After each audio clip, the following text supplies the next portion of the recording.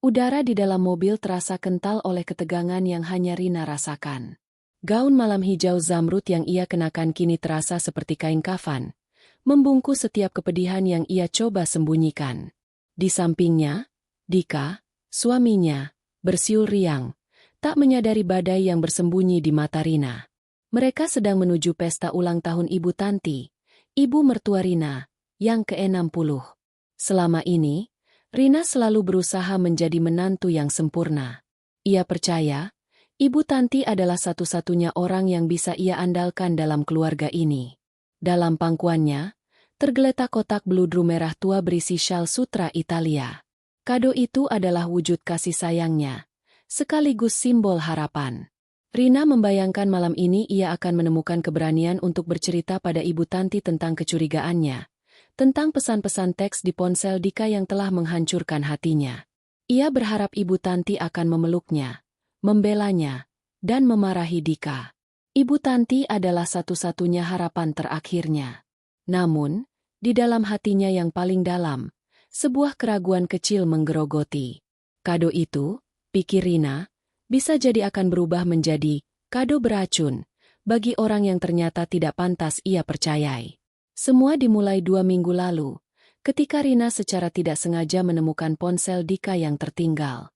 Sebuah notifikasi pesan dari kontak bernama Siska, dengan emoji hati merah muncul di layar. Rina, yang selama ini selalu menghormati privasi Dika, merasa tangannya gemetar. Firasat buruk mendorongnya untuk membuka pesan itu. Terima kasih untuk semalam, sayang. Aku sangat bahagia. Gaun ini cocok untukku, kan? Nanti di pesta kita foto bareng, ya. Aku tidak sabar untuk bertemu Ibu Tanti lagi. Beliau sangat baik padaku. Pesan-pesan itu bagai belati yang menusuk hatinya. Jantungnya hancur berkeping-keping. Bukan hanya pengkhianatan Dika yang menyakitkan, tapi juga fakta bahwa wanita ini, Siska, mengenal Ibu Tanti. Dan yang lebih parah, Ibu Tanti bersikap sangat baik kepadanya. Rina mencoba meyakinkan dirinya bahwa ini hanya salah paham. Mungkin Ibu Tanti tidak tahu siapa Siska sebenarnya. Rina berusaha mencari alasan, tapi ia tidak bisa. Ia menemukan lebih banyak bukti, foto-foto Dika dan Siska di galeri ponsel yang tersembunyi, pesan-pesan mesra yang ia tidak pernah terima dari Dika. Kebohongan yang ia temukan begitu rapi, begitu dingin. Di tengah kehancurannya, Rina memutuskan untuk menunggu.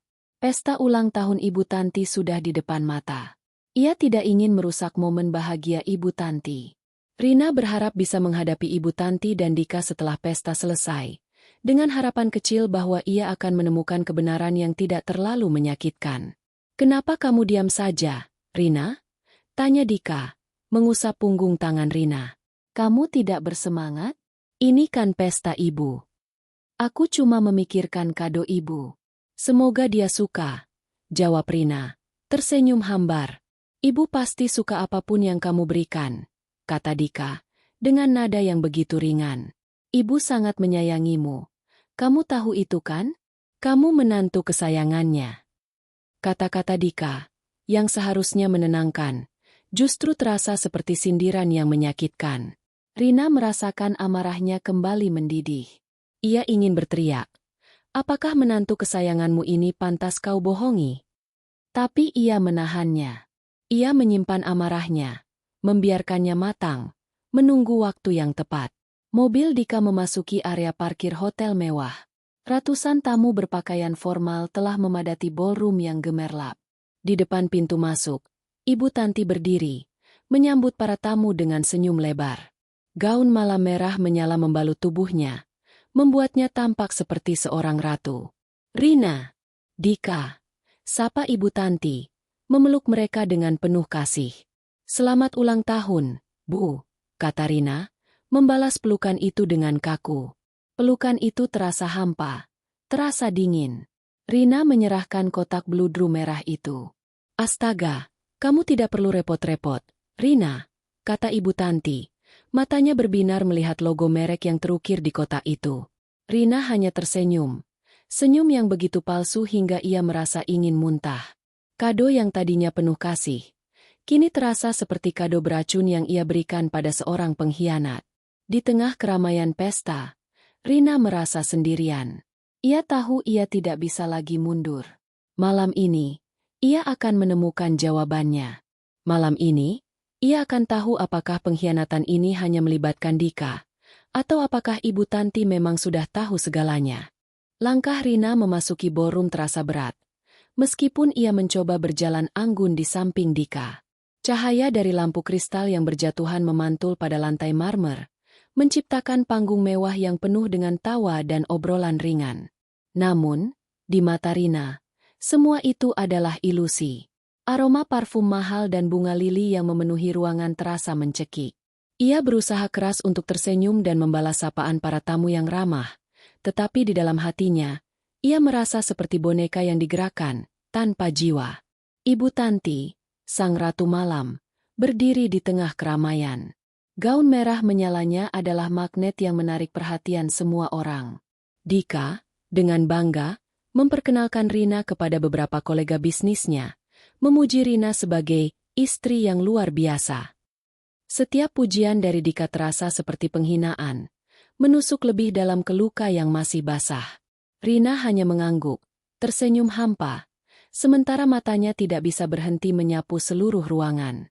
Jantungnya berdebar kencang, takut sekaligus berharap tidak menemukan sosok yang ia cari. Namun, harapan itu padam dalam sekejap. Di sudut ruangan, dekat meja buffet makanan penutup, seorang wanita berambut coklat panjang mengenakan gaun perak yang gemerlap. Tawa renyahnya terdengar hingga ke tempat Rina berdiri. Rina mengenali wajah itu dari foto-foto yang ia temukan di ponsel Dika. Itu Siska. Napas Rina seolah tercekat di tenggorokannya. Seluruh tubuhnya menegang. Jadi, Dika benar-benar berani membawanya. Atau lebih parah, apakah Siska hadir karena undangan Ibu Tanti? Rina mencoba menenangkan dirinya, mencari alasan rasional. Mungkin Siska adalah kolega Dika atau Ibu Tanti, dan kehadirannya murni urusan bisnis. Ya, itu pasti. Rina berusaha berpegangan pada harapan rapuh itu. Saat Dika pamit untuk menyapa teman-temannya yang lain, Rina berjalan perlahan ke meja bar. Dari sana, ia bisa mengamati Siska dengan lebih jelas. Tiba-tiba, ia melihat Ibu Tanti berjalan menghampiri Siska. Ibu Tanti memeluk Siska dengan hangat, sebuah gestur yang terlalu akrab untuk seorang kolega bisnis biasa. Rina bisa merasakan amarahnya mendidih. Ia tidak lagi bisa menipu dirinya sendiri. Rina menyelinap lebih dekat, bersembunyi di balik sebuah pilar besar. Ia harus mendengar. Ia harus tahu. Siska, sayang. Sapa Ibu Tanti dengan penuh kasih sayang. Ibu sangat senang kamu bisa datang. Siska tersenyum. Tentu saja, Bu. Mana mungkin aku melewatkan ulang tahun Ibu? Kata-kata itu bagai palu godam yang menghancurkan semua keraguan Rina. Siska memanggil Ibu Tanti dengan sebutan, Ibu. Ini bukan hubungan kolega bisnis. Ini adalah pengkhianatan ganda. Ibu Tanti lalu menunjuk ke arah Dika. Tadi Dika sudah Ibu tunjukkan, kan? Nanti kalian bisa mengobrol lebih banyak. Siska mengangguk. Matanya menatap Dika dengan senyum manis yang membuat Rina mual. Disinilah, Rina menyadari kebenaran yang paling pahit. Ibu Tanti bukan hanya tahu, tapi juga berperan aktif dalam perselingkuhan Dika. Senyum manisnya, pelukan hangatnya, dan kata-kata penuh kasih sayangnya kepada Siska adalah bukti nyata dari pengkhianatan terbesarnya. Ibu Tanti, yang Rina anggap sebagai ibu kedua, ternyata adalah dalang di balik semua ini. Rina mundur perlahan, meninggalkan pilar. Ia tidak lagi merasakan sakit atau kekecewaan. Semua perasaan itu telah menguap, digantikan oleh sebuah tekad yang dingin dan membara. Ia tidak akan menangis. Ia tidak akan berdiam diri. Di tengah pesta yang gemerlap, Rina membuat sebuah keputusan. Ia menatap gaun merah menyala yang dikenakan Ibu Tanti, simbol kebanggaan dan kebahagiaan palsu itu. Di mata Rina, gaun itu bukan lagi pakaian, melainkan target utama. Ia akan merobek gaun itu, sama seperti mereka merobek hatinya. Ia akan mempermalukan Ibu Tanti di depan umum, sama seperti ibu Tanti mempermalukan dirinya. Pesta ini akan menjadi saksi bisu, bukan hanya kebahagiaan palsu, tetapi juga kehancuran yang ia ciptakan. Kekacauan emosi Rina memaksanya menjauh dari keramaian. Ia menyusuri pinggir ruangan, mencari tempat yang lebih tenang, dan akhirnya menemukan sebuah sudut terpencil di dekat pintu balkon. Di sana, ia bisa melihat seluruh pesta tanpa terlihat, dan yang paling penting, ia bisa memproses apa yang baru saja ia saksikan. Pengakuan Ibu Tanti yang begitu hangat kepada Siska, seolah Siska adalah anak perempuannya sendiri, telah merobek semua sisa harapan yang Rina pegang. Hatinya tidak hanya hancur karena Dika berselingkuh, tetapi juga karena Ibu Tanti, wanita yang ia anggap sebagai ibu kedua, adalah bagian dari sandiwara keji ini. Rina memejamkan mata, dan ingatan melayang kembali ke 3 bulan yang lalu. Saat itu, ia masih seorang menantu yang naif, yang mencoba memperjuangkan pernikahannya. Dika mulai sering pulang terlambat, dan ponselnya selalu terkunci atau dibawa kemana-mana. Firasat buruk itu begitu kuat, dan Rina, yang tidak tahu harus bicara pada siapa, memutuskan untuk mencari Ibu Tanti. Ia ingat sore itu dengan jelas. Ia datang ke rumah Ibu Tanti dengan membawa kue kesukaan Ibu Tanti. Rina duduk di sofa ruang tamu, matanya menatap Ibu Tanti dengan penuh kepedihan. "Ada apa, Nak? Kamu terlihat tidak bersemangat," tanya Ibu Tanti, suaranya lembut dan penuh perhatian. "Bu, aku merasa ada yang aneh dengan Dika," kata Rina, suaranya bergetar. "Dia sering pulang malam, dan aku merasa dia menyembunyikan sesuatu. Aku takut, Bu." Ibu Tanti meletakkan cangkir tehnya, lalu menggenggam tangan Rina dengan hangat. "Rina, dengarkan Ibu baik-baik," katanya. Matanya menatap Rina. "Dika itu anak Ibu. Ibu kenal dia lebih dari siapapun. Dia tidak mungkin selingkuh. Dia sangat mencintaimu. Mungkin dia hanya sedang sibuk dengan pekerjaannya. Jangan terlalu dipikirkan." "Tapi, Bu, firasatku sangat kuat," Rina mencoba membantah. "Aku bahkan melihat dia dengan seorang wanita di kafe kantornya beberapa hari lalu. Mereka terlihat sangat akrab." Ibu Tanti tersenyum, senyum yang Rina anggap menenangkan saat itu. "Itu pasti Siska. Dia kolega bisnis Dika dan Ibu. Dia sangat berbakat. Makanya Dika dan Ibu sering mengajaknya untuk berdiskusi soal proyek. Kamu tidak perlu khawatir. Ibu jamin, Dika setia padamu." "Tapi Ibu..." "Sudah, jangan khawatir," potong Ibu Tanti dengan nada lembut namun tegas. "Kamu itu menantu kesayangan Ibu. Ibu tidak akan pernah membiarkanmu sedih. Sekarang, lupakan saja. Percaya pada suamimu. Dan jika kamu butuh apa-apa, datang saja ke Ibu. Ibu akan selalu ada untukmu." Kata-kata itu adalah tameng yang Ibu Tanti berikan pada Rina. Tameng yang membuat Rina kembali percaya, kembali merasa aman. Rina pergi dari rumah Ibu Tanti dengan perasaan lega, yakin bahwa Ibu Tanti akan berada di pihaknya. Ia tidak pernah berpikir bahwa tameng itu ternyata adalah pisau yang disembunyikan. Kilas balik itu berakhir. Rina membuka matanya. Ia kembali ke pesta, di mana musik masih mengalun dan tawa masih terdengar. Namun, semua itu terasa asing. Kalimat-kalimat Ibu Tanti, yang dulu menenangkannya, kini terdengar seperti tawa ejekan. Ibu Tanti tahu siapa Siska, dan ia berbohong kepada Rina. Ia menggunakan posisinya sebagai ibu mertua yang bijaksana untuk menutupi perselingkuhan anaknya. Pengkhianatan yang Rina rasakan kini bukan hanya dari Dika, melainkan juga dari Ibu Tanti. Dika menghancurkan pernikahannya, dan Ibu Tanti menghancurkan kepercayaannya. Pengkhianatan ganda ini terasa jauh lebih menyakitkan daripada kebohongan Dika semata. Amarah Rina yang tadinya hanya bara kecil, kini berkobar menjadi api yang membara. Ia tidak lagi melihat Ibu Tanti sebagai sosok yang harus dihormati, melainkan sebagai musuh yang harus dihancurkan. Ia tidak lagi peduli dengan apa yang terjadi pada Dika. Yang ia pedulikan hanyalah membalas dendam pada Ibu Tanti, yang telah membuatnya terlihat bodoh dan naif. Rina keluar dari sudut terpencilnya, berjalan ke tengah kerumunan. Matanya kini tajam, fokus pada satu objek. Gaun merah menyala yang dikenakan Ibu Tanti. Gaun itu adalah simbol keangkuhan dan kebahagiaan palsu Ibu Tanti. Gaun itu akan menjadi alat pembalasan Rina. Ia akan merobeknya. Sama seperti Ibu Tanti dan Dika telah merobek hatinya. Ia akan mempermalukan Ibu Tanti di depan umum. Sama seperti mereka telah mempermalukan Rina secara pribadi. Rina tahu, ia sudah siap. Ia sudah bersiap untuk menjadi jahat. Karena di dunia ini, hanya orang yang berani membalas dendamlah yang akan bertahan. Setelah kekejian yang Rina saksikan di balik pilar, ia tidak lagi merasakan panasnya amarah, melainkan dinginnya sebuah tekad. Ia berjalan kembali ke keramaian, namun pikirannya kini terfokus pada satu hal. Gaun merah menyala yang dikenakan Ibu Tanti. Gaun itu bukan lagi sekadar gaun, melainkan simbol keangkuhan dan kepalsuan.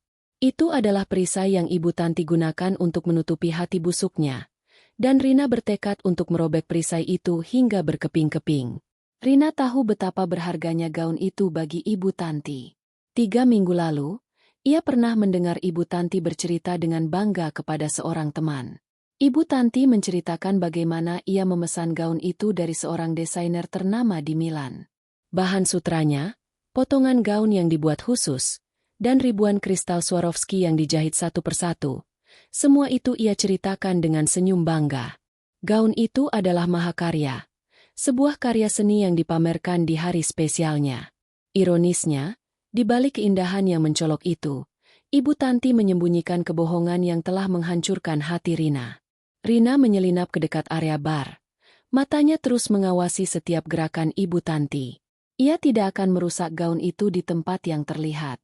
Ia tidak akan menggunakan gunting atau pisau, karena itu akan terlalu mencurigakan. Rina akan menjadi lebih cerdas, lebih licik. Ia akan menemukan kelemahan gaun itu, lalu merusaknya dari dalam, agar gaun itu robek dengan sendirinya, seolah-olah itu adalah sebuah kecelakaan yang memalukan. Ia teringat pelajaran menjahit dari ibunya, yang pernah mengajarinya tentang pentingnya jahitan yang rapi dan kuat. Jahitan yang paling rapuh biasanya adalah jahitan yang disembunyikan di lipatan kain, karena jahitan itu tidak terlihat, dan seringkali dibuat dengan tidak terlalu kuat. Rina yakin, gaun Ibu Tanti memiliki kelemahan itu. Tiba-tiba, pengumuman dari pembawa acara memecah lamunan Rina. Dan sekarang, marilah kita sambut Ibu Tanti, untuk memberikan sedikit kata sambutan. Momen yang sempurna. Ibu Tanti berjalan menuju panggung dengan senyum berseri. Matanya berbinar penuh kebahagiaan. Dika dan Siska berdiri di samping panggung, tersenyum bangga. Di mata Rina, mereka bertiga adalah sebuah tim yang kompak, sebuah tim yang harus ia hancurkan. Rina menyelinap di antara kerumunan, berjalan menuju belakang panggung. Ia tahu, ia harus bertindak cepat. Saat Ibu Tanti memulai pidatonya, semua mata akan tertuju padanya. Itu adalah kesempatan terbaik Rina untuk melakukan aksinya. Ia berjalan perlahan, mencoba tidak menarik perhatian. Ia melihat sebuah pintu kecil di belakang panggung, yang mungkin menuju ruang rias atau gudang. Rina membuka pintu itu dengan perlahan, lalu masuk ke dalam. Ruangan itu gelap, hanya diterangi oleh sebuah lampu kecil. Rina tidak menemukan apa-apa di sana. Ia tahu, ia harus kembali ke belakang panggung. Ia keluar dari ruangan itu, lalu berjalan ke arah panggung. Ia berdiri di belakang panggung, mencoba mencari celah untuk mendekati Ibu Tanti. Namun, ada banyak orang yang mengelilingi Ibu Tanti, dan Rina tidak bisa mendekat. Ia merasa frustrasi. Ia hampir menyerah. Namun, ia melihat Ibu Tanti berjalan ke arah toilet. Dika dan Siska mengikutinya. Rina tahu, ini adalah kesempatan terbaiknya. Ia berjalan ke arah toilet, lalu menunggu di luar. Ia mendengar suara tawa dari dalam. Ia mendengar suara Ibu Tanti yang riang, dan ia mendengar suara Siska yang lembut. Hati Rina terasa seperti dihancurkan lagi. Rina menunggu, menunggu, menunggu. Lalu, pintu toilet terbuka. Ibu Tanti keluar. Lalu ia berjalan ke arah wastafel, mencuci tangannya. Dika dan Siska keluar. Lalu mereka berdiri di belakang Ibu Tanti. Ini adalah momen yang sempurna. Rina berjalan ke arah Ibu Tanti. Lalu ia menyentuh bagian belakang gaunnya. Ibu Tanti menoleh ke arah Rina. "Rina, kamu kenapa? Wajahmu pucat." Tanyanya. Aku cuma merasa tidak enak badan, Bu," jawab Rina, mencoba menutupi kegugupannya. "Aku ingin ke toilet sebentar." "Oh, ya sudah," kata Ibu Tanti. Lalu ia kembali mencuci tangannya. Rina berjalan ke dalam toilet. Lalu ia mengambil jarum kecil yang ia bawa di dalam tasnya. Ia tahu ia harus bertindak cepat. Ia keluar dari toilet. Lalu ia berjalan ke arah Ibu Tanti. Ia menyentuh bagian belakang gaunnya lagi. Lalu ia menusukkan jarum itu ke bagian jahitan yang disembunyikan. Ia merobeknya sedikit. Lalu ia menariknya dengan perlahan. Ia tahu ia sudah berhasil. Gaun itu akan robek dengan sendirinya. Rina berjalan pergi, meninggalkan Ibu Tanti, Dika, dan Siska. Ia kembali ke keramaian, ke tengah ballroom. Ia menunggu. Ia tahu, kehancuran akan datang. Rina kembali berdiri di antara kerumunan, menempel di dinding ruangan, seolah-olah ia adalah bagian dari bayangan. Jantungnya berdegup kencang, namun ada ketenangan yang menakutkan di matanya.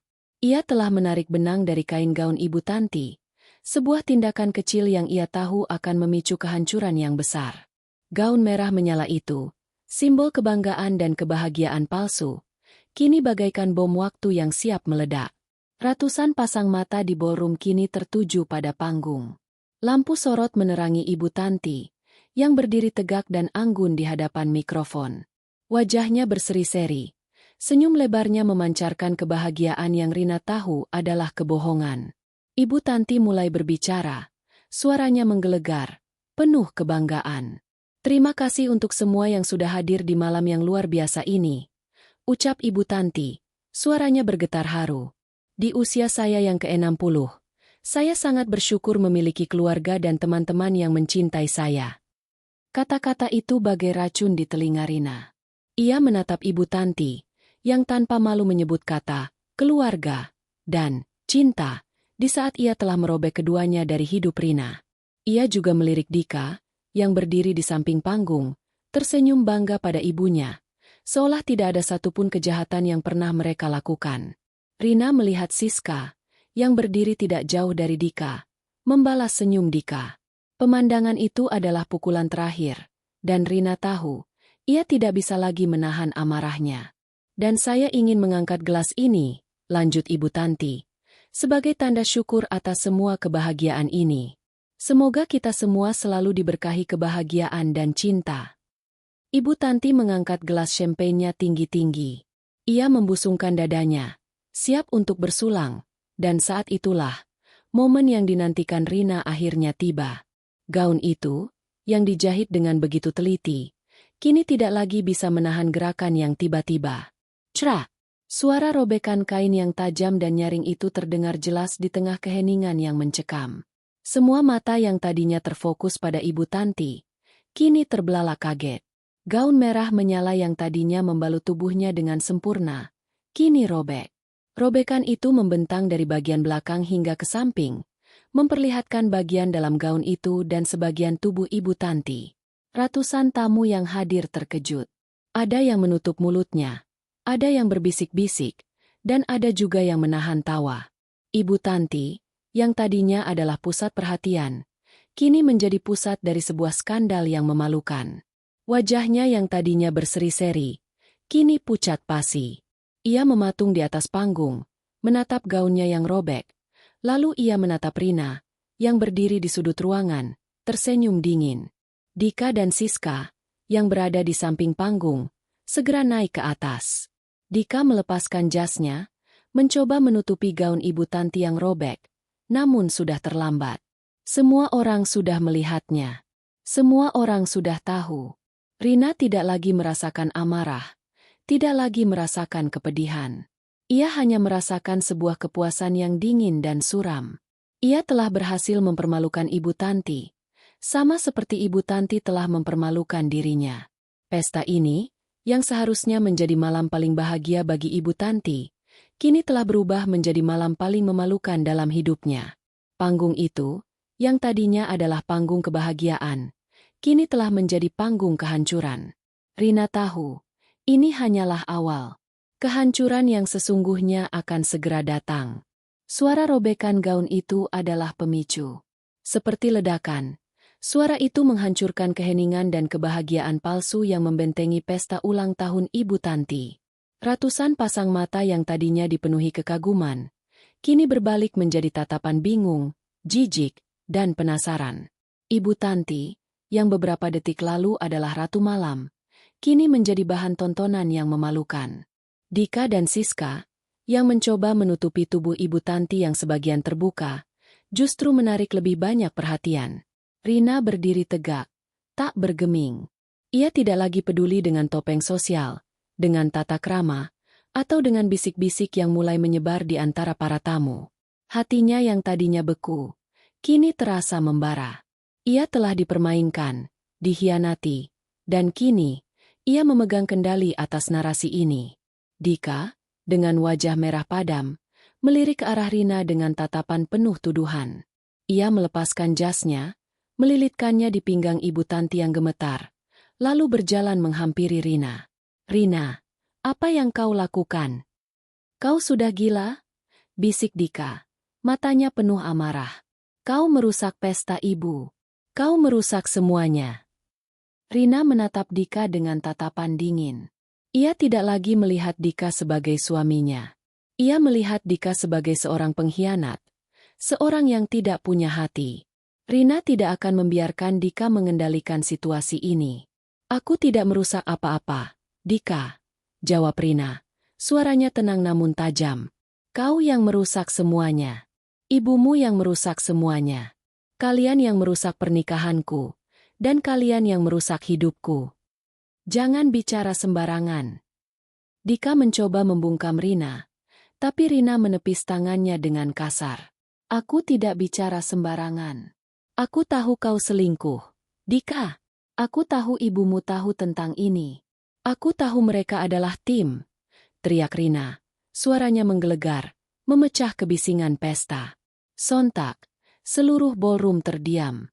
Semua mata, yang tadinya terpaku pada Ibu Tanti, kini berbalik menatap Rina dan Dika. Rina, yang tadinya hanya seorang menantu yang tidak terlihat, kini menjadi pusat perhatian. Ibu Tanti, yang berdiri di panggung, dengan tubuhnya yang tertutup jas Dika, menatap Rina dengan mata penuh kebencian. Ia tahu Rina akan melakukan sesuatu, tapi ia tidak menyangka Rina akan seberani ini. Rina menunjuk Siska, yang berdiri di samping Ibu Tanti, wajahnya pucat pasi. "Kau lihat wanita itu?" teriak Rina. "Dia adalah selingkuhan suamiku. Ibumu tahu tentang ini. Ia mendukung mereka. Ia membawa wanita ini ke pesta ulang tahunnya, di depan ratusan tamu, di depan mataku." Kata-kata Rina seperti bom. Meledak di tengah ballroom, menghancurkan semua kebohongan dan sandiwara. Para tamu mulai berbisik-bisik. Wajah mereka penuh keterkejutan dan jijik.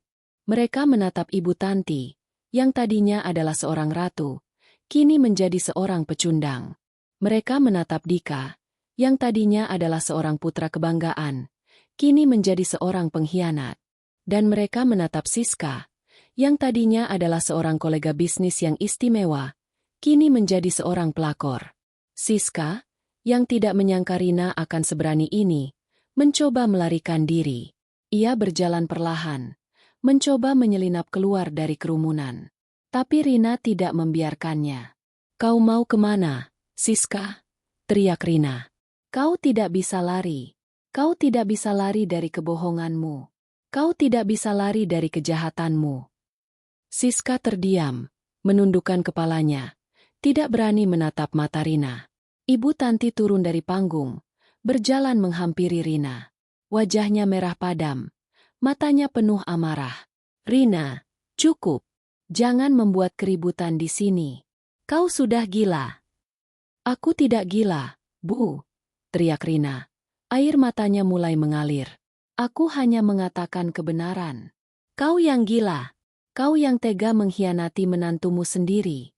Kau yang tega menghancurkan pernikahan anakmu sendiri. Ucapan Rina membuat para tamu semakin terkejut. Mereka menatap Ibu Tanti. Wajah mereka penuh tanda tanya. Ibu Tanti tidak bisa membantah. Ia tahu Rina benar. Ia tahu Rina adalah otak di balik semua ini. Rina menatap Ibu Tanti. Matanya penuh kepedihan. Kau tahu, Bu, aku sangat menghormatimu. Aku menganggapmu sebagai ibuku sendiri. Tapi kau mengkhianatiku. Kau membantu anakmu berselingkuh. Kau menghancurkan hidupku. Kau tidak pantas menjadi ibu. Kau tidak pantas menjadi apa-apa. Ibu Tanti terdiam, menatap Rina. Matanya penuh amarah dan penyesalan. Ia tahu ia telah membuat kesalahan. Ia tahu ia telah menghancurkan segalanya. Dika mencoba menenangkan Ibu Tanti, tapi Ibu Tanti menepis tangannya. Jangan sentuh aku, Dika, teriak Ibu Tanti. Ini semua salahmu. Ini semua salahmu. Dika terkejut, menatap ibunya. Ia tidak menyangka ibunya akan menyalahkan dirinya. Aku tidak mau tahu lagi, teriak Ibu Tanti. Aku tidak mau tahu lagi tentang kalian berdua. Aku tidak mau tahu lagi tentang semuanya.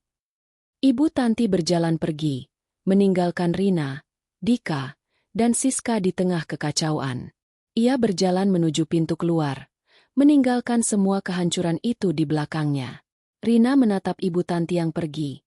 Air matanya mengalir deras. Ia tidak tahu apakah ia merasa puas atau sedih. Ia sudah berhasil mempermalukan Ibu Tanti, tapi ia juga telah menghancurkan keluarganya. Dika menatap Rina. Matanya penuh amarah. Kau puas, Rina? Kau puas dengan apa yang kau lakukan? Rina tidak menjawab. Ia hanya menatap Dika. Matanya penuh kekosongan. Aku tidak tahu, Dika. Aku tidak tahu lagi. Rina berjalan pergi, meninggalkan Dika dan Siska di tengah kekacauan. Ia berjalan menuju pintu keluar, meninggalkan semua kehancuran itu di belakangnya. Rina melangkah keluar dari ballroom yang riuh. Hawa dingin malam Jakarta menyambutnya. Terasa kontras dengan panasnya amarah yang baru saja ia tumpahkan. Ia berjalan menembus kerumunan tamu yang berbisik-bisik, menghindari tatapan mata yang penuh pertanyaan. Di tengah semua kekacauan itu, Rina merasakan sebuah kelegaan yang aneh, seolah-olah beban berat yang selama ini ia pikul telah lepas. Namun, di saat yang sama, ia merasakan kehampaan yang tak kalah menyakitkan. Ia telah menghancurkan segalanya, tapi pada saat yang sama, ia juga telah membebaskan dirinya. Ia menemukan mobilnya di tempat parkir, lalu masuk dan menguncinya. Rina menyandarkan kepalanya ke setir, membiarkan air mata yang tadinya ia tahan tumpah. Air mata itu bukan lagi air mata kepedihan, melainkan air mata kelegaan. Ia telah melakukan apa yang harus ia lakukan. Ia tidak lagi menjadi menantu yang naif, atau istri yang bodoh. Ia kini adalah seorang wanita yang berani menghadapi kenyataan, seburuk apapun itu. Pikirannya melayang kembali ke saat ia meninggalkan ballroom. Dika menatapnya dengan tatapan penuh amarah dan kebencian. Siska berdiri di sampingnya, menangis. Dan Ibu Tanti, dengan tubuhnya yang tertutup jas Dika, menatap Rina dengan mata yang kosong. Rina tahu, ia telah menghancurkan reputasi Ibu Tanti di depan ratusan tamu yang hadir. Ia telah mempermalukan Ibu Tanti di hari paling bahagia dalam hidupnya. Tapi Rina tidak menyesal. Hati Ibu Tanti, yang Rina kira penuh kasih, ternyata adalah hati yang busuk. Ibu Tanti telah mengkhianati kepercayaannya, dan Rina telah membalasnya dengan cara yang paling kejam. Rina menyalakan mesin mobilnya, lalu mengemudikannya keluar dari area parkir hotel. Ia tidak tahu ia akan pergi kemana. Ia hanya tahu ia tidak akan kembali ke rumah. Rumah yang tadinya ia anggap sebagai tempat raman, kini terasa seperti sarang kebohongan. Setiap sudut, setiap perabotan, setiap kenangan, semuanya terasa kotor. Ia tidak bisa lagi hidup di sana. Rina mengemudikan mobilnya ke arah rumahnya. Ia tahu ia harus mengambil barang-barangnya. Ia tidak bisa pergi begitu saja. Ia menghentikan mobilnya di depan rumah, lalu masuk ke dalam. Rumah itu sepi, sunyi, Lampu ruang tamu masih menyala, menunggu Dika pulang. Tapi Dika tidak akan pulang malam ini. Ia akan berada di rumah sakit, menemani ibu Tanti yang mungkin syok, atau mungkin ia akan berada di kantor polisi, menghadapi tuduhan Rina. Rina berjalan ke kamar tidur. Ia membuka lemari, lalu ia mengambil koper. Ia mulai memasukkan pakaiannya ke dalam koper itu. Setiap pakaian yang ia masukkan ke dalam koper, setiap kenangan yang ia tinggalkan, membuat hatinya terasa sakit. Ia teringat saat Dika membelikan gaun itu untuknya, saat Dika memberinya cincin pertunangan, saat mereka berdua merencanakan pernikahan. Semua kenangan itu kini terasa hampa. Saat Rina sedang memasukkan pakaiannya ke dalam koper, ia melihat sebuah foto di nakas. Foto pernikahan mereka. Rina dan Dika tersenyum bahagia, saling menatap mata dengan penuh cinta. Rina mengambil foto itu, lalu ia melihatnya. Ia tidak lagi melihat cinta di mata Dika. Ia hanya melihat kebohongan. Rina melemparkan foto itu ke lantai. Lalu ia berjalan ke kamar mandi. Ia mengambil kotak perhiasan. Lalu ia membuka kotak itu. Ia melihat cincin pernikahan mereka. Cincin itu, yang tadinya adalah simbol cinta, kini terasa seperti belenggu yang mengikatnya pada Dika. Rina melepaskan cincin itu dari jarinya. Lalu ia melemparkannya ke dalam toilet. Ia menyiramnya. Lalu ia berjalan pergi. Rina kembali ke kamar. Lalu ia mengambil koper. Ia berjalan menuju pintu keluar. Dan saat itulah, ia mendengar suara mobil. Ia tahu itu Dika. Dika sudah pulang. Rina membuka pintu. Lalu ia melihat Dika keluar dari mobilnya. Wajahnya penuh amarah. Matanya penuh kebencian. Dika melihat koper di tangan Rina. Lalu ia menatap Rina. "Kau mau kemana, Rina?" tanyanya. Suaranya dingin. "Aku akan pergi," jawab Rina. Suaranya datar. "Aku akan meninggalkanmu." "Kau tidak bisa meninggalkanku. Kau istriku." Dika berjalan menghampiri Rina, mencoba merebut koper dari tangannya. "Aku bukan lagi istrimu, Dika," kata Rina. Lalu ia melepaskan koper itu. "Aku sudah tidak bisa lagi menjadi istrimu. Aku tidak bisa lagi hidup di bawah kebohonganmu." "Aku tidak bohong, Rina. Aku hanya bingung." Dika mencoba membela diri. "Aku tidak tahu apa yang harus aku lakukan. Aku hanya bingung." "Kau tidak bingung, Dika," kata Rina. "Kau hanya tidak punya hati. Kau hanya egois. Kau hanya memikirkan dirimu sendiri." Rina berjalan pergi, meninggalkan Dika di depan pintu. Ia berjalan ke mobilnya. Lalu ia masuk ke dalam. Dika mencoba mengejarnya. Tapi Rina sudah mengunci pintu. Dika memukul kaca jendela mobil Rina. Tapi Rina tidak peduli. Ia menyalakan mesin mobilnya. Lalu ia mengemudikannya keluar dari halaman rumah. Di kaca spion mobilnya, Rina melihat Dika berdiri di depan rumah, menatapnya dengan tatapan yang kosong. Rina tidak menoleh ke belakang. Ia tahu, ia sudah membuat keputusan yang benar. Ia sudah keluar dari kegelapan, dan kini, ia akan berjalan menuju cahaya. Ia tidak tahu apa yang akan terjadi di masa depan, tapi ia tahu, ia akan baik-baik saja. Ia akan menemukan kebahagiaannya sendiri, tanpa Dika, tanpa Ibu Tanti, dan tanpa kebohongan mereka. Cahaya pagi yang menembus celah gorden jendela membangunkan Rina dari tidur yang tidak tenang. Ia membuka mata dan mendapati dirinya berada di sebuah kamar hotel yang asing. Tidak ada lagi bantal beraroma Dika. Tidak ada lagi kasur empuk yang biasa ia tiduri. Semalam, setelah mengemudi tanpa tujuan, Rina memutuskan untuk singgah di hotel kecil, jauh dari pusat kota. Ia menyadari bahwa ia tidak bisa kembali ke rumah yang kini terasa seperti penjara. Mandi air hangat tidak bisa menghapus beban di pundaknya. Saat ia menatap pantulan dirinya di cermin, ia melihat seorang wanita yang berbeda.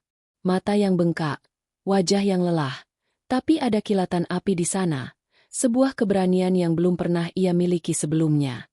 Ia telah menghancurkan kebohongan, dan kehancuran itu kini terasa seperti kebebasan. Ia mengambil ponselnya yang mati, lalu menyalakannya.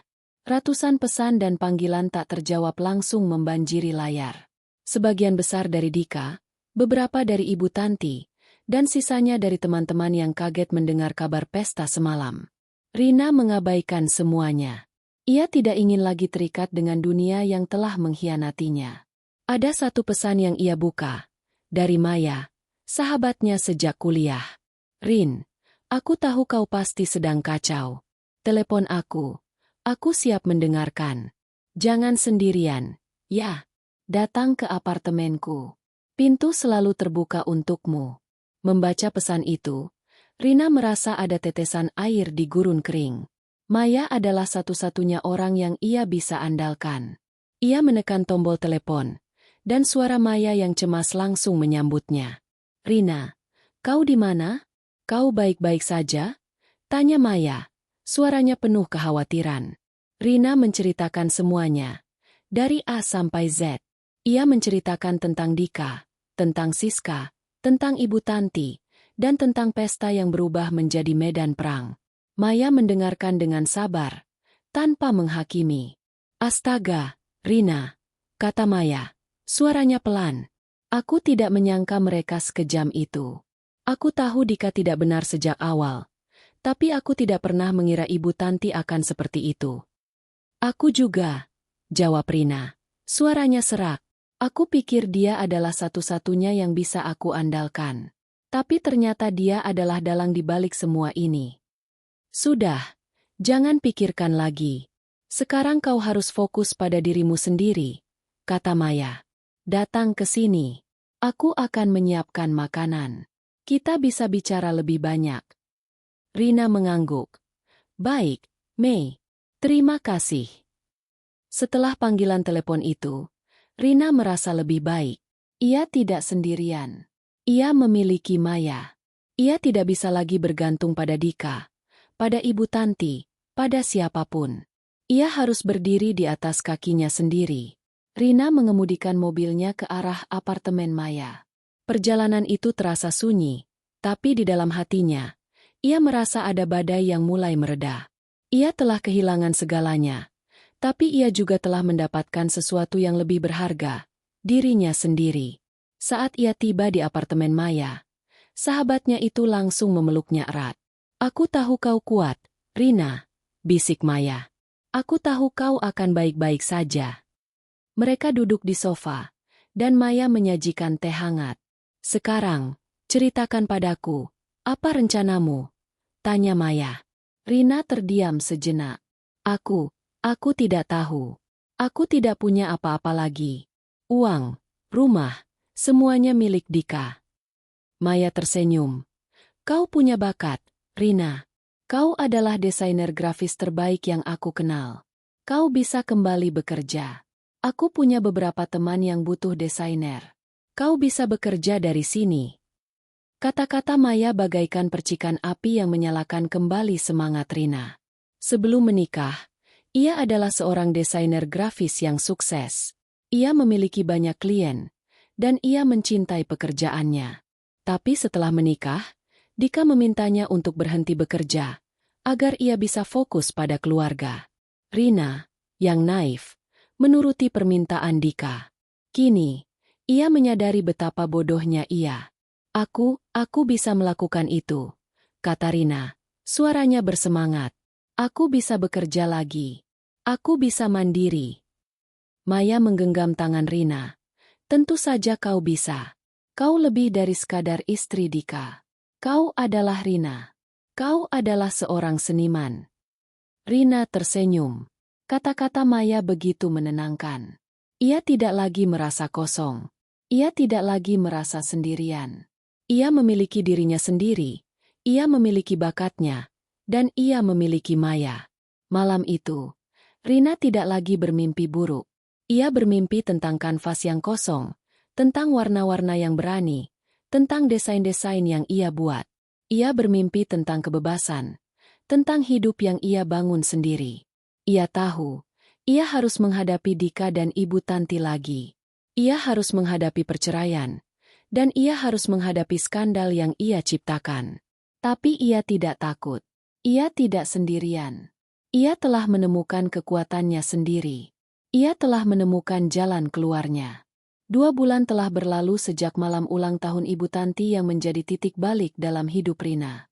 Kepingan-kepingan hidupnya yang hancur kini sedang Rina rangkai kembali, bukan menjadi sebuah lukisan yang sama, melainkan sebuah mozaik baru yang lebih kuat dan penuh warna.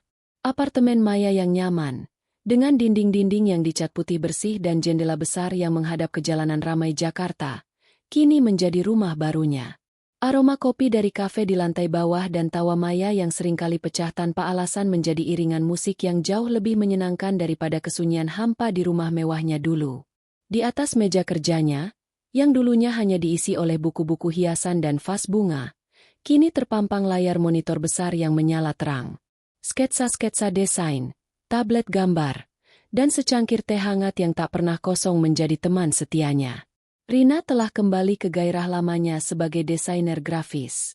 Ia tidak lagi menunggu panggilan dari Dika, tidak lagi berharap pada Ibu Tanti, dan tidak lagi membiarkan kebohongan mengendalikannya. Ia telah menjadi dirinya sendiri, seorang wanita yang sadar akan kemampuannya. Proyek pertamanya, sebuah logo untuk kafe kecil milik teman Maya, memberinya semangat yang baru. Ia bekerja dengan penuh gairah. Setiap goresan pena digital terasa seperti langkah menuju kebebasan. Ia merancang logo itu dengan garis-garis yang tegas dan warna-warna cerah, seolah mencerminkan kekuatan yang baru ia temukan dalam dirinya. Setiap desain logo yang berhasil ia ciptakan, setiap brosur yang ia rancang dengan sempurna, terasa seperti sebuah kemenangan kecil. Kemenangan atas kebohongan, kemenangan atas Dika, dan yang terpenting, kemenangan atas ketidakberdayanya sendiri. Maya, yang sedang membaca buku di sofa, melirik Rina. "Rina, kamu sudah lihat logo barunya? Klienku sangat suka," katanya. Suaranya dipenuhi kegembiraan. Rina menoleh. Senyum tulus yang tidak pernah lagi ia rasakan saat bersama Dika terpampang di wajahnya. "Syukurlah, Mei. Aku sangat senang mendengarnya," jawab Rina. Matanya berbinar. "Aku serius. Rina, kamu tidak pernah kehilangan sentuhanmu. Aku yakin, kamu akan sukses besar," kata Maya. "Aku tahu ini tidak mudah, tapi kamu sudah melewati yang terburuk. Sekarang, saatnya kamu terbang." Kata-kata Maya begitu menenangkan. Rina tahu, ia telah membuat keputusan yang benar. Ia telah membuang kehidupan yang penuh kepalsuan, dan kini ia sedang membangun kehidupan baru, dengan kepingan-kepingan yang jauh lebih kokoh dan jujur. Suara dering telepon mengganggu ketenangan sore itu. Rina menoleh ke arah ponselnya yang tergeletak di meja. Nomor yang tidak ia kenali muncul di layar. Firasat buruk itu kembali datang.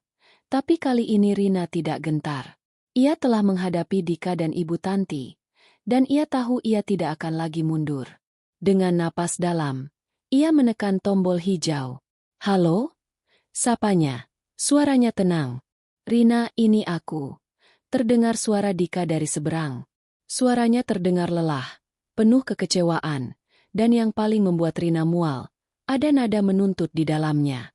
Rina tidak menjawab, hanya menunggu. "Kau di mana? Kenapa kau tidak pulang?"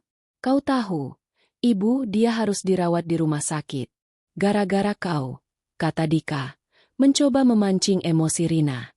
Ia berhenti sejenak, berharap Rina akan merespons dengan panik atau penyesalan. Tapi Rina tidak.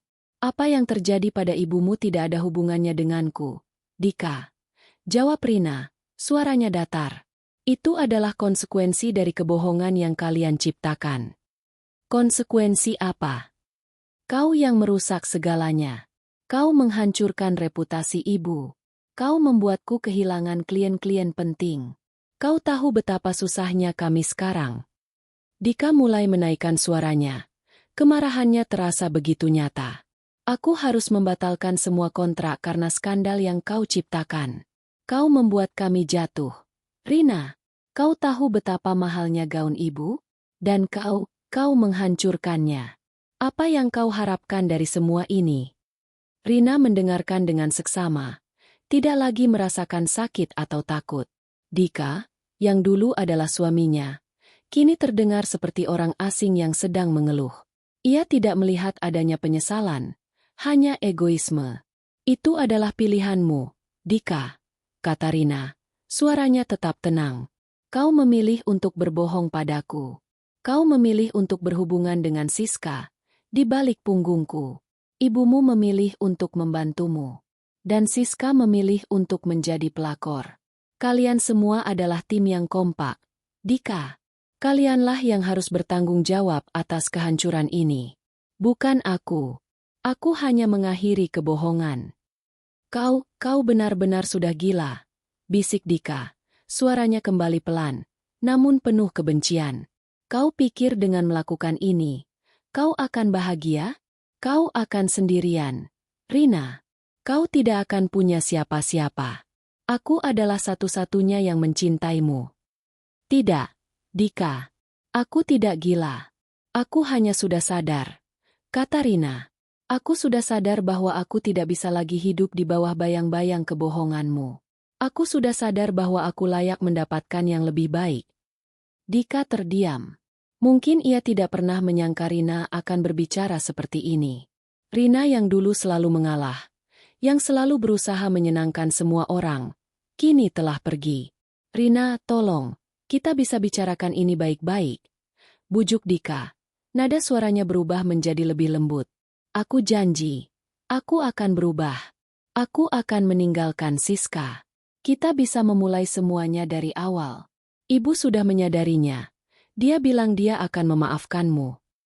Kata-kata itu, yang seharusnya membuat Rina bahagia, justru membuatnya merasa mual. Ia tahu, Dika tidak sungguh-sungguh. Ia hanya ingin Rina kembali agar ia bisa mengendalikan Rina lagi. Tidak ada yang perlu dibicarakan, Dika. Jawab Rina, tegas. Aku sudah memberitahu pengacaraku untuk mengurus perceraian kita. Mulai sekarang, semua komunikasi dari pihakmu harus melalui pengacaraku. Jangan hubungi aku lagi. Tanpa menunggu jawaban Dika, Rina menutup teleponnya. Ia meletakkan ponselnya kembali di meja. Lalu ia mengambil napas dalam-dalam. Jantungnya berdegup kencang. Tapi ia tidak lagi merasa sakit. Ia hanya merasakan sebuah kelegaan yang besar. Sebuah kelegaan yang datang dari sebuah keputusan yang ia ambil sendiri, tanpa ada pengaruh dari siapapun. Maya, yang mengamati dari sofa, berjalan menghampiri Rina. Kau baik-baik saja? Tanyanya, suaranya lembut. Rina mengangguk. Lalu ia tersenyum. Aku baik-baik saja. Mei, aku sudah membuat batas. Aku sudah mengatakan padanya bahwa aku tidak akan kembali. Maya memeluk Rina dengan erat. Aku bangga padamu, Rin, bisik Maya. Kau sudah mengambil kembali hidupmu. Rina membalas pelukan itu. Ia tahu, ia telah melewati masa-masa tergelap dalam hidupnya. Ia tahu, ia telah menemukan jalannya. Jalan yang ia pilih sendiri, dengan segala kekuatan yang ia miliki. Ia tidak lagi takut. Ia telah menemukan jalannya. Ia menatap layar monitornya, melihat logo yang baru saja ia buat. Logo itu, dengan garis-garis yang tajam dan warna-warna yang cerah, terasa seperti cerminan dirinya yang baru. Rina yang dulu telah mati. Rina yang sekarang, dengan segala kekuatannya, siap untuk menghadapi apapun. 2 bulan telah berlalu sejak malam di ballroom yang mengubah segalanya. Kehidupan Rina kini terasa seperti sebidang tanah tandus yang perlahan-lahan mulai ditumbuhi bunga. Dinding-dinding apartemen sederhana milik Maya, yang dulunya terasa asing, kini adalah kanvas tempat ia melukis kembali masa depannya. Rina telah kembali ke gairah lamanya sebagai desainer grafis. Meja kerjanya penuh dengan sketsa, tablet digital, dan secangkir teh hangat yang tak pernah kosong. Aroma kopi dari kafe di lantai bawah dan tawa Maya yang seringkali pecah tanpa alasan menjadi iringan musik yang jauh lebih menyenangkan daripada kesunyian rumah mewahnya yang dulu. Rina tidak lagi menunggu. Ia tidak lagi berharap. Ia telah menjadi dirinya sendiri, seorang wanita yang sadar akan kemampuannya. Klien-klien baru mulai berdatangan, tertarik dengan portofolio lamanya dan rekomendasi dari Maya. Ia menemukan kembali kepuasan dari pekerjaannya. Dari proses kreatif yang mengalir tanpa henti. Setiap desain logo yang berhasil ia ciptakan, Setiap brosur yang ia rancang dengan sempurna, terasa seperti sebuah kemenangan kecil. Kemenangan atas kebohongan, kemenangan atas Dika, dan yang terpenting, kemenangan atas ketidakberdayanya sendiri. Suatu sore, saat Rina sedang fokus merampungkan desain web untuk butik baru, ponselnya berdering.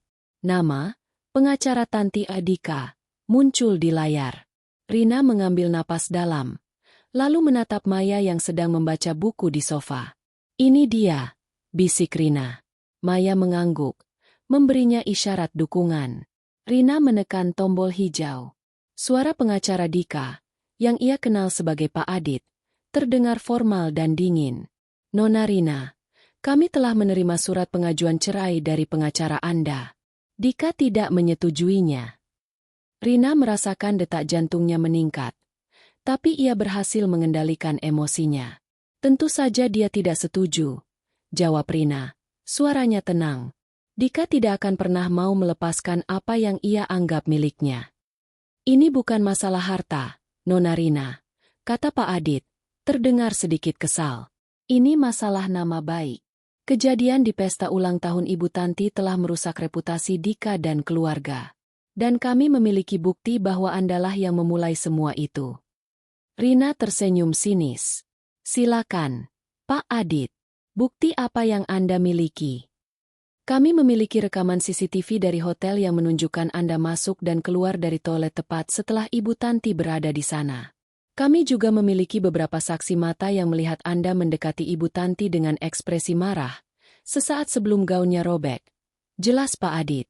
"Kami akan menggunakan ini sebagai dasar gugatan pencemaran nama baik, serta menuntut Anda karena telah menyebabkan kerugian material dan moral yang besar." Rina tidak gentar. "Saya tidak akan membantah semua itu, Pak Adit. Memang benar, saya mendekati Ibu Tanti. Memang benar, saya sangat marah. Tapi mengapa saya harus melakukannya? Apakah Anda ingin tahu alasannya? Atau Anda hanya ingin mendengar satu sisi cerita?" Pak Adit terdiam. Rina memanfaatkan momen itu. "Silakan, Pak Adit. Katakan pada Dika dan ibunya untuk menyiapkan diri. Karena saya juga punya banyak bukti. Bukti-bukti yang jauh lebih kuat dari rekaman CCTV. Bukti-bukti yang akan mengungkapkan kebohongan dan perselingkuhan Dika, serta keterlibatan Ibu Tanti di dalamnya." Rina mengakhiri panggilan. Ia tidak menunggu jawaban dari Pak Adit. Ia tahu, Dika dan Ibu Tanti hanya mencoba menakut-nakutinya. Tapi mereka salah besar. Rina yang sekarang bukanlah Rina yang dulu. Keesokan harinya, Rina bertemu dengan pengacaranya. Ia memberikan semua bukti yang ia miliki, tangkapan layar pesan teks Dika dan Siska, foto-foto mereka yang ia temukan di galeri tersembunyi Dika, dan bahkan sebuah rekaman suara percakapan teleponnya dengan Ibu Tanti, di mana Ibu Tanti membantah adanya Siska. "Ini lebih dari cukup, Nona Rina," kata pengacara Rina. Matanya berbinar. "Ini akan menjadi kasus yang mudah. Mereka mencoba menyerang Anda dengan tuduhan yang tidak berdasar. Tapi kita memiliki bukti yang tak terbantahkan. Saya yakin kita akan memenangkan kasus ini." Rina tersenyum. Ia tidak lagi peduli dengan kemenangan. Yang ia pedulikan hanyalah keadilan. Ia ingin Dika dan Ibu Tanti tahu bahwa kejahatan mereka tidak akan pernah bisa ditutup-tutupi. Namun, di tengah semua persiapan itu, sesuatu yang tidak terduga terjadi. Sebuah pesan masuk ke ponsel Rina dari nomor yang tidak ia kenal. "Nona Rina, saya minta maaf atas apa yang telah terjadi. Saya tahu Anda tidak bersalah. Dika dan Ibu Tanti telah memanipulasi saya. Saya tidak ingin lagi berbohong. Saya akan menjadi saksi Anda." Pesan itu datang dari Siska. Rina terkejut. Ia tidak pernah menyangka Siska akan melakukan ini.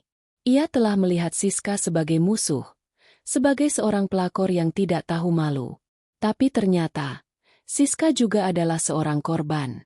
Rina membalas pesan itu. "Mengapa?" Siska membalas, menceritakan semuanya. Ia menjelaskan bahwa ia adalah seorang karyawan di perusahaan Dika.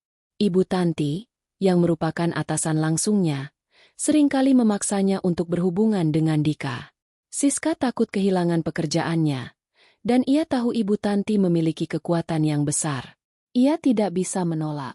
Ia terperangkap dalam sebuah permainan kotor yang diciptakan Ibu Tanti. Siska lelah dengan semua kebohongan ini, dan ia ingin keluar. Ia ingin bebas. Pesan-pesan dari Siska membuat Rina menyadari sebuah kebenaran baru. Ibu Tanti bukan hanya manipulator dalam keluarga, tapi juga di dunia bisnis. Ia menggunakan kekuasaannya untuk menghancurkan hidup orang lain. Rina, yang tadinya hanya ingin membalas dendam pada Ibu Tanti, kini memiliki alasan yang lebih besar. Ia harus memperjuangkan keadilan, tidak hanya untuk dirinya sendiri, tapi juga untuk Siska, dan mungkin juga untuk orang lain yang telah menjadi korban Ibu Tanti. Rina menyalakan laptopnya. Lalu ia membuka dokumen baru. Ia mulai mengetik, menuliskan semua yang ia tahu. Ia menuliskan kebohongan Dika. Ia menuliskan manipulasi Ibu Tanti, dan ia menuliskan pengakuan Siska. Ia tidak akan berhenti. Ia akan memperjuangkan keadilan. Ia akan memperjuangkan dirinya sendiri. Rina menatap keluar jendela, melihat kota Jakarta yang gemerlap. Ia tahu, ia telah melewati masa-masa tergelap dalam hidupnya. Dan kini, ia siap untuk menghadapi masa depan. Masa depan yang penuh dengan tantangan, tapi juga penuh dengan kebebasan. Masa depan yang ia ciptakan sendiri, dengan kepingan-kepingan hidup yang baru.